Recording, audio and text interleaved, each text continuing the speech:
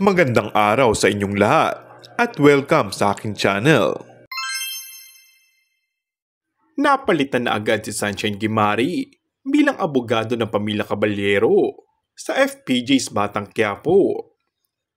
Napanood sa huling eksena nila ni David, played by Makoy De Leon, sa bahay ng mga Caballero para alamin ang nangyari at sinabi na ngang ipapatawag ni Sunshine ang peking anak ni Christopher De Leon para sa last will ni Don Facundo Caballero.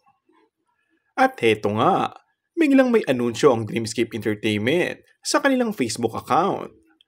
Kilalanin si Mike Rivera bilang Attorney Vera Saldivar ngayong gabi sa FPJ's Buenas. Ano nga bang magiging papel niya sa buhay ni Tanggol? Sa madaling salita, tinanggal na si Sunshine na nakilala bilang Viva Max star.